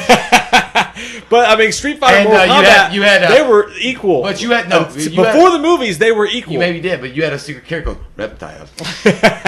That made it all different. And the fatalities. They didn't have any fatalities in Street Fighter. Yeah, Guile was like a crop top blonde. Yeah, he was a standard fucking character. But Street Fighter just sucked this movie. Remember, it was like, "I'm going to give you this," and he showed us like his muscles. He's like, "I'll throw you." Bison. Chun-Li. But Mortal Kombat wasn't good either. I liked it, but it wasn't good. It was better than Street Fighter. That's a debate, but you could have that debate. But it's not. That's not a career-changing difference. No, it's not. Well, okay, but if Jean Claude Van Damme had taken Mortal Kombat and being Jean Claude Presents, I love this conversation right now, though. I know, but if you had Jean Claude Van Damme Presents Mortal Kombat, it would have changed. His career. But imagine if you put yourself as a kid back. Even the hero. Put yourself back as a kid back in the 90s in a video store. Man. No, I'm just listen. When you're going through the video games, you got like Mike Tyson's Punch Out, Wayne Gretzky's Let's Get a Goal, like and then Van Damme's Mortal Kombat. Yeah, I'm like fucking picking it. But there's so many of them that didn't do shit. So that could have done shit too. It's Jean Claude. Jean Claude's fucking great, man. It's Jean Claude. He's one of my favorites. Like, all right, so, I don't know. That's an opinion. You guys can have that opinion. Do you think that he made a terrible mistake signing on to Street Fighter and moving away? He from should have done Mortal Mortal Kombat, but the question is, would that have altered the course of his career? And I don't think it would. What would have altered the course of his career if he put the Coke away and said, "I just want to drink today." But granted, to his credit, I think his Coke days were just the wrong place, wrong time. Yeah, you could have put the Coke away earlier and be like, "It'd be no big deal." I think at the moment where he really could have jumped up a star instead of going down one, it was the Coke. Dude, days. he said he was on a boat and he was snorting Coke all day long, and they called him about that fucking Time Cop thing, and he was like, "I was drunk and I was high," and I was like, "I want 45 million," and they hung up the phone on him. I was like, if you had just put the Coke away that day and just been drinking, be like, "I'll do it for 17 cents." Because fucking Stallone's had Coke days. Because if you're drunk, and everything sounds agreeable to you, they're like, look, we're gonna make a trilogy with you. You're gonna be the star. You'd be like, I'll do it for 17 cents. Yeah, that's the thing, man. That's the question of the day: is why isn't Van Damme bigger? And I think, dude, honestly, the coke and all that shit. I think at the end of the day, it comes down to both Stallone and Schwarzenegger were able to be more American. Yeah, you know, possibly, not for me because Bloodsport's maybe Bloodsport is dude, top five for sure. Yeah, it's a podcast. Yeah, I know, but top five for sure all time, right? It's like top five. Greatest movies, fucking top ever. five. And Van Damme would probably be in my top 10 actors of all time. I love him. But there's another movie that came out called Warrior. that Warrior doesn't touch Bloodsport. In top 5 though. In top 5 mode. No. Yeah, it does. It's great. It's not it's top 5. Yeah, all time fighting movies. Yeah, but all time overall. Fighting. Everything. I'm talking about fighting movies. Oh yeah. Yeah. I'm not maybe top 5. It is. You got Rocky. You got Bloodsport. No, you got fighting. fucking, No, kung fu movies then. It's not a kung fu movie. It's an MMA movie. It's a kung fu movie. That's not fucking kung fu.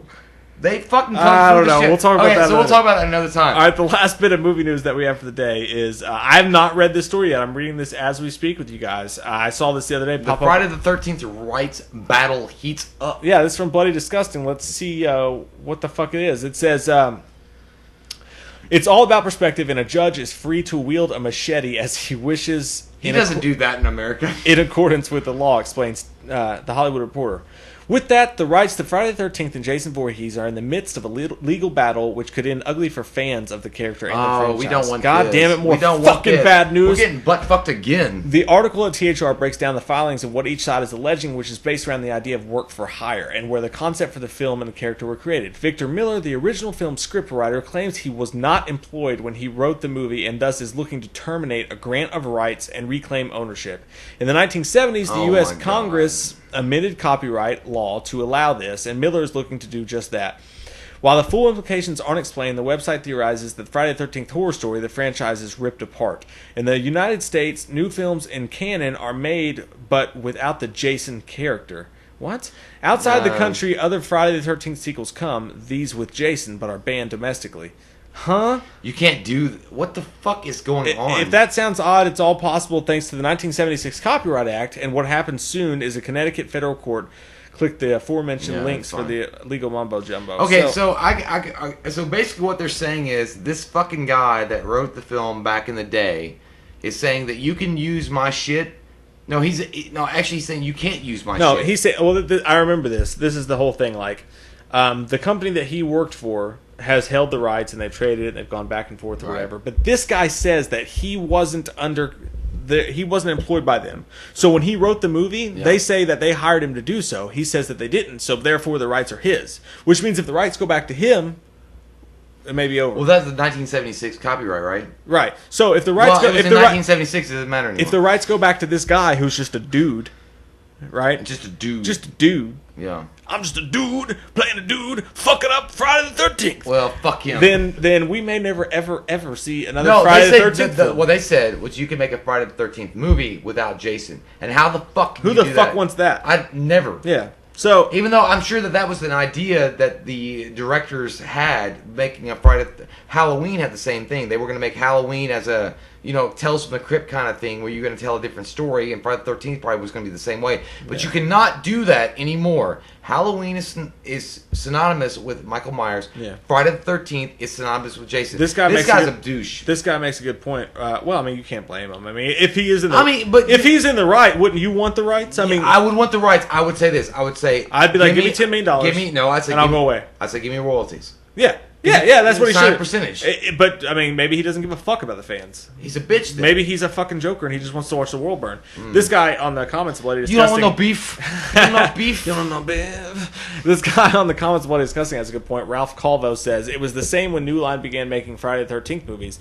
They didn't have the rights of the title of Friday the 13th. They could only use Jason Voorhees. That's why none of them has Friday the 13th in the title. Jason Goes to Hell, The Final Friday, Jason X, and Freddy vs. Jason. Which fuck it, do that. Okay, and that's from Raul Calvo because he's a commenter, so we're gonna give him some credit. But that's fine. That's fine. That's sexy. I get it. But listen, okay, for example, if you and I had come up with the idea of Jason and it became a worldwide phenomenon, I mean, wouldn't the smart thing to be like, okay, I'll just get some royalties off this shit. I'll sign a contract where I get so much percentage of the royalties, and they can do what the fuck they want. That's the easy answer. So what are you doing? Are you going to sell to a Japanese company called, Jason? Well, it's one of two things. Either the studio's being cheap and they don't want to give him anything, Well, you got in which case the fans are fucked, or the other case is the studio's willing to give him something, but he wants it all, in which case the fans are fucked. Okay, you can't get it all. I mean, that's the dumbest shit. I mean, you could technically, because if your whole thing is Jason, but be the fuck realistic. Yeah. Be realistic. I mean, you made a character that was great. Everybody loves Jason, but Jason is basically a Riri that lives at the bottom of the ocean that comes out, on Friday the 13th to fucking kill people. Yeah. It's not. You didn't come up with like some kind of goddamn Shakespearean character. Right. So get over your fucking self and be like, sign a royalty check and fucking get some percentage. But again, if the studio's not offering anything, I kind of understand his point. They didn't say that they weren't. Maybe you should. No, I know, but if they're not, so hopefully they get it worked out. We get a new Friday the 13th movie. But I'm stopped. I'm stopped hoping. I'm really worried now. You know what, Jay? We got fucking Halloween. We got until it gets pushed back. Until it gets fucking pushed back. It won't get pushed back. When Halloween comes out and it makes a fuck ton of money, they'll figure it out. I mean, that's honestly what's going to happen. Channel that that Mike and I are way bigger Michael Myers fans than Jason fans, but it still fucking sucks that you have, Halloween possibly. I say possibly loosely because I still want it to come out when it's supposed to come out this year. Yeah. But if it doesn't, I want it to be able to be like, hey, you know what? Next year Jason comes out. Yeah. Well, dude, I think this. When Halloween comes out, if the movie does well, which this was going to be the case either way. Yeah. When Halloween comes out, if the movie does well, we're going to get a Freddy movie. We're going to get a Friday movie. No. You're going to see all the fucking slashers come back out. You will. If it does well. It's all about money, man. Not it's Halloween, all about money. Not Halloween, man. If Halloween does well... If Halloween does well, they're going to make another Friday and another Nightmare. No, I was going to say Nightmare, probably not. No, they will, dude. I'm telling you, they fucking will. Well, how long was it after Halloween, the remake with Rob Zombie came out, that Nightmare the remake came out? Well, it's Halloween with Rob Zombie is your answer. But the Rob Zombie Halloween was good. Yeah. The remake was good. But again, I don't remember the timeline, but it was the same company who did the Friday, or it was the same company who did both the Friday movie. No, that's not right. No, it's not. No. Platinum Dunes did both the Freddy and the Jason. Yeah. Bottom line, dude, if the studios are so stupid and they have no foresight, so when Halloween comes out, if it does well box office wise, we will see Friday, we will see Nightmare, we will see all that shit. So everybody go see fucking Halloween whether you want to or not. Exactly. Give that support. But what would you do though? What would you want to do? I want to zoom, and boom, boom, boom, shake my rum. Shake that rum, bitch. On the beach of North Dakota. There's no beach. No. So, would you rather have, though, if Halloween was successful, and it's going to spawn all these other horror series to come back to life, would you rather take Friday the 13th or Nightmare on Elm Street? Nightmare on Elm Street. I would too. I think Nightmare on Elm Street has the most potential, maybe of all three franchises. It does, even though I'd rather see Halloween because it's my favorite. But I think I like Nightmare. But Nightmare has the biggest potential, maybe of all three franchises, to actually make a fucking scary ass. You know movie. what? Imagine this though, man. If you get Halloween that does really well, then Nightmare comes out, it does well. Even at that point, Friday the 13th is looming, but then you have a Hellraiser. It makes more sense to come up, or Child's Play coming back. And then if they fucking say to do a Scream remake, it's gonna piss me off. The big screen is gonna piss me off. I'd be happy to see it. Are you fucking kidding me? I'd be happy to see it. Lick your nipples. I just want more movies. I'd rather have a Scream 5. I'd rather have all this other shit, but I'd be happy to see it.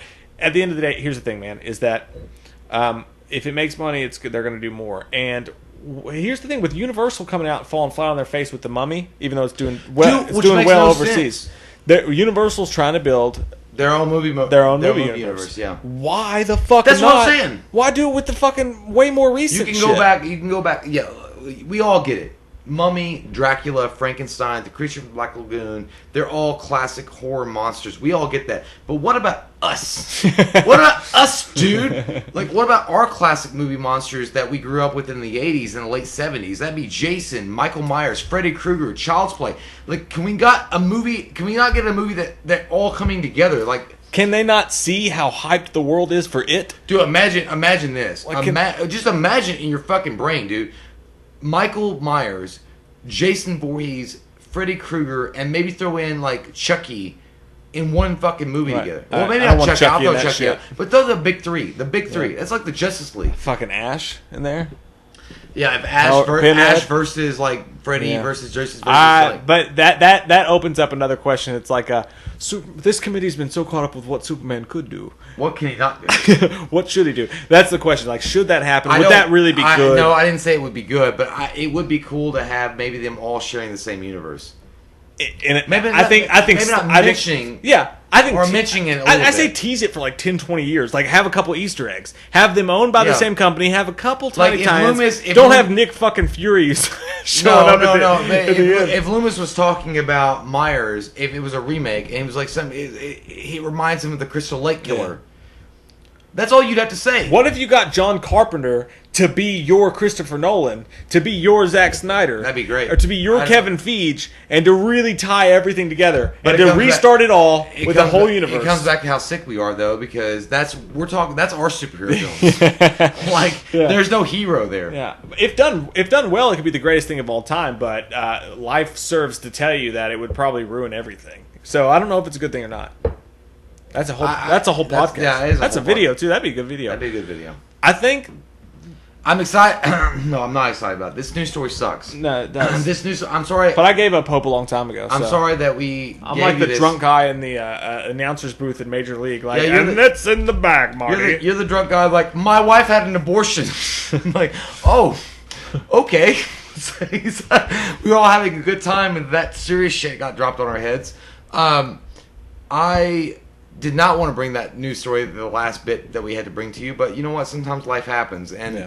that is what you got to chew on. Yeah. The fact that we may never get another Jason Friday the 13th inspired movie. It would just be Friday the 13th, and who the fuck is going to watch that? You might as well just make Friday the 13th another Are You Afraid of the Dark or Tales from the Crypt. Ties in though. There has been rumors that they want to make a Friday the 13th show where Jason just pops up every once in a while. They can't do it at all if this guy's... Right. If Jason's not going to pop up at all, He- y'all he need owns to Jason. wrap that shit the fuck up and put He it. owns put it somewhere Jason! else. So this concludes our broadcast day, Jay. I think the been people fun times. have been promised something and they want to know what's going on in your love life. No, we I don't care, but they want to know Yeah, you did. what's going on with Don't your act love all- life. So tell us. All right. I told you about my big news. My big drama of the week was that I had some spaghetti. It was delicious. It kind of compares the same way. What's going on with I your... had some spaghetti and it got in my face. No, so the girl that I Mom's talked about, spaghetti. knees weak, arms already, whatever the fuck it goes. We did wind up getting together. The girl that I mentioned, Victoria, we got together. It's been fun. It's been a learning experience, and I'm happy with it. I'm finding new ways to explore my life, and but you know what? You know what? I don't want to give you all of it. I don't want to tell you exactly how I got to that point and how I managed to snag a piece of ash for that. I want you guys to tune in for episode 4, and I will reveal that sneaky bit to you because it was sneaky. I know what you're doing. I am doing it. I know what you're doing. I know. But I want you guys to come back for podcast 4, shit. and I will give you more of it because let me tell you, it gets juicier. It gets juicier, and there's so much more shit going on, and I want to share this with you guys. They're like seriously, like I'm thinking like, what the fuck was my life just taken over by the screenwriters of Party of 5? Maybe, or Orange County at least. I know you gotta wait till it plays out before you lay out the final synopsis. Yeah, huh? just you go gotta let- wait till that script's written. Yeah, and by the way, Because it's fake. by the way, It's not fake. the last thing that I want to mention before we go is, I'm waiting. have you heard that the Babadook is gay? Is he gay? Really? Yeah, there was a thing that unintentionally, I forgot how exactly it happened. I don't but know how that works. The Babadook's gay. How that doesn't even make sense. I'll explain it to you later. Okay. I don't know, but the Babadook's Under gay. the covers. Good for the Babadook. No, how's he gay though? There's a whole story behind it. Well, fuck. Now I have to look. Jesus Christ. How's the almighty. Babadook gay? Babadook? Suck a duck. That don't even make sense. All right, fuck it. I go to the story then because I Okay, forgot yeah, exactly. read it. How, this is back from June 7th. Wait, what? How did the Babadook become a LG? This is so stupid. How did the Babadook get How the Babadook become an LGBT icon? Released back in They're 2014, bored. Jennifer Kent's The Babadook is widely considered to be one of the very best horror films to come along in recent years. The title character, a terrifying manifestation of the female protagonist's grief and depression, has recently become something of a horror icon inside series like a franchise potential. Just get to the part where he's gay. Okay. Sounds like your Saturday night. I know. What part do you want to suck my dick? Oh, that was the whole thing. Netflix accidentally put the movie in their Australian Netflix accidentally put the movie into its gay section. Oh my god! So all of a sudden it's trending news all over the world. But what it is everybody's doing these hilarious tweets about how gay the Babadook is. You see, Get ready for the Babadook.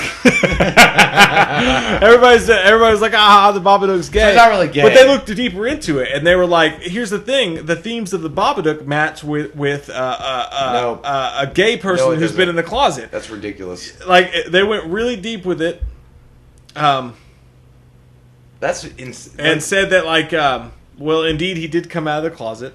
Right? Oh my god! He's felt sheltered from others. He doesn't fit in with other people. He's got a terrible secret, John. So in the Civil War, when Captain America broke the closet part of Bucky's room, he was breaking the moment that he was going to be gay and giving him a moment to come out to be gay. Are you fucking kidding? You could pull up anything for that. He's the Babadook. The Baba loves the cock. You guys can love the Babadook and like you can read all sorts of great things into it. I don't give a shit. The fan art makes it all worth it. It's fucking hilarious. But I like to think of the Babadook as You gay. were saying like it was a hardcore thing. You're like, he's gay. No, but it's pretty fucking funny. It is funny. There was rainbow colors. Hey guys. man, the fucking gay community needs a horror icon. Maybe Jason's gay. He hates it when chicks have sex. Yeah, but he kills men too. I don't know. He's asexual. Yeah. Freddy, I could see Freddy could be gay. I could see Freddy putting a finger in his butt. Yeah, Freddy likes it. He puts that claw up his butt and there's nothing wrong with that. He puts his finger up his butt and smells it. So, perfect way to end the fucking podcast. Freddy Krueger puts his finger up his ass. That's what we do here on Wham. No, actually, that's not. We're not like just being funny. Nightmare on Elm Street 2 was very right. Yeah, that's true. homoerotic. That's true. So that's true. It's possible. We're all gay inside. Yeah, everybody is. Deep down. Sometimes you just want a dick in your mouth. And what I mean by that is, well, I didn't mean that. Get your fucking hand away from my face. I didn't mean that. I didn't mean we all want a dick in our mouth. I just meant that we're all people. And whether you fuck guys or you fuck girls, you shouldn't fuck sheep because the sheep don't have a voice to say no. The sheep can't say. So that doesn't count. You're raping a sheep. Guys and girls can say yes or no. Consensual sex is however the fuck you want consensual sex to be. You gotta be consensual. If you fuck a sheep, you know what? They can't say no. No, that's my point. They can't say no, so you shouldn't fuck a sheep. You raped a sheep. There's many reasons not to fuck a sheep, but number one being that's rape, brother. Listen, all you sheep fuckers. Jesus it's rape. Christ. Stop. Now we're getting really. I'm gonna get on a political Things are getting platform. strange. Listen, in the neighborhood, we love the gays. Who are you gonna call? We love the straights. We love the blacks. I don't care who you are. We love the whites. If you have eyes and a mouth and a face. Whoa. Jay will try to fuck you. And that's the moral of today's story. I was going to say something else, but you kept going. And you said it best, female bitch, I will have sex with you. But if you're male too, I'll be your friend. That's all we're saying. Get along together. Stop being so fucking mad at the world. Stop being mad. Let everybody fuck whoever the fuck they want to fuck consensually. Even the Babadook. Of course, I don't think the Babadook would fuck you consensually. I think that would be rape. Put a top hat on. He might do it. Gay or straight. If the Babadook kills you, it's rape. I don't... What? He fucked you? Oh, what? No. He fucked you when God he killed you? damn it. We waited till the end and then it went off. What are we rails. doing? Just in the show. Episode 3 is in the books. We love your fucking faces. And if you're new to the channel, click that subscribe button or the podcast or iTunes or wherever the fuck I hope you guys stuck around for this long. We love you dicks. And your boobies. And your boobies and your vaginas and your dicks and your we love all asexual parts. We love all your sexual orifices. Come see us. Come see about me. Save tonight. Fight the break of dawn. We watched a movie. Yeah. We watched a movie. We watched it. We watched a movie. Yeah. You know what? We did a review. We watched a movie. We watched a movie.